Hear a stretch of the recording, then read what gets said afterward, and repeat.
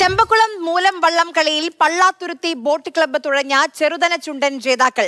Chembakulam club തുഴഞ്ഞ Chembakulam ചുണ്ടനാണ് രണ്ടാം സ്ഥാനത്ത്. മൂന്നാം സ്ഥാനത്തെത്തിയത് വലിയ ദിവാഞ്ചി, രണ്ടാം സ്ഥാനത്തെത്തിയത് ചമ്പക്കുളം, ഒന്നാം സ്ഥാനത്തെത്തിയത് ചെറുതന പുത്തൻചുണ്ടൻ, മൂന്നാം സ്ഥാനത്ത് വന്നത്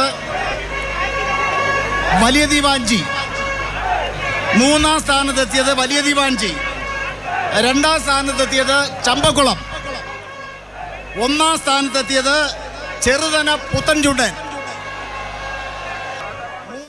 രഘുനാഥ് നാരായണൻ വിവരങ്ങളുമായി നമുക്കൊപ്പം ചേരുന്നുണ്ട്. രഘു, ആവേശം മലയടിച്ച മത്സരമായിരുന്നു. ഇതോടുകൂടി സംസ്ഥാനത്തെ ജലമേളകൾക്കും അങ്ങനെ തുടക്കമാവുകയാണ്.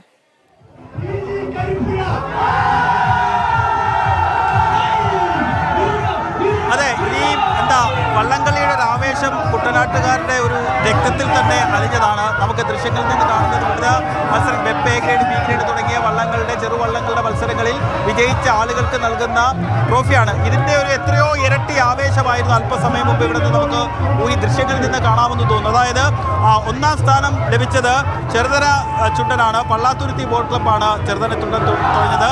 രണ്ടാം സ്ഥാനം ചമ്പക്കുളം ബോട്ട് ക്ലബ്ബ് തുഴഞ്ഞ ഈ നാട്ടുകാരുടെ തന്നെ വള്ളമായ ചമ്പക്കുളം വള്ളത്തിനാണ്. മൂന്നാം സ്ഥാനം വലിയ ദിവാൻ, അവിടെ നിരണം ബോട്ട് ക്ലബ്ബാണ് വള്ളം തുഴഞ്ഞത്. നമുക്ക് അതിൻ്റെ ഒരു ആവേശത്തിൻ്റെ ഒരു അവസാനം ക്ലൈമാക്സിലേക്കാണ് ഇപ്പോൾ പൊയ്ക്കൊണ്ടിരിക്കുന്നത്. കാരണം ഈ വള്ളംകളി മത്സരം കഴിഞ്ഞതിന് പിന്നാലെ തന്നെ ആളുകളെല്ലാം മടങ്ങി. അത്രമേൽ ആവേശം നിറഞ്ഞൊരു മത്സരമായിരുന്നു. കാരണം നമുക്ക് ദൃശ്യങ്ങൾ നമുക്ക് അല്പസമയം മുമ്പ് നമ്മൾ ഈ മത്സരമൊക്കെ നടക്കുമ്പോൾ അപ്പുറത്തെ കരയിൽ എത്രത്തോളം ജനങ്ങൾ ഉണ്ടായിരുന്നു നമ്മൾ കഴിഞ്ഞ ലൈവിലൊക്കെ കണ്ടതാണ്. ഇപ്പോൾ നമുക്ക് വിജനമായി കിടക്കുന്നു.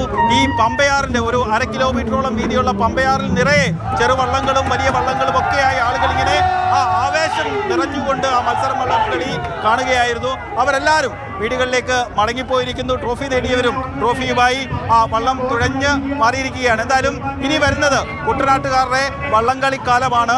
ഇനി അങ്ങോട്ട് സെപ്റ്റംബർ 30-നാണ് നെഹ്റു ട്രോഫി. അങ്ങനെ നെഹ്റു ട്രോഫി തുടങ്ങി അങ്ങനെ CBLന്റെ ഭാഗമായിട്ടുള്ള മത്സരങ്ങൾ, ചെറിയ ചെറിയ കളി മത്സരങ്ങൾ, പ്രാദേശികമായിട്ടുള്ള മത്സരങ്ങൾ, അങ്ങനെ ഏറ്റവും കുറഞ്ഞതൊരു 10-30 വള്ളംകളികളെങ്കിലും ഇനി വരുന്ന ഒരു കർക്കിടക മാസം കഴിഞ്ഞ് ചിങ്ങമാസം തുടങ്ങുമ്പോഴത്തേക്ക് കുട്ടനാടിൻ്റെ വിവിധ ഭാഗങ്ങളിൽ നടക്കും. ആര്യ, ശരി രഘു.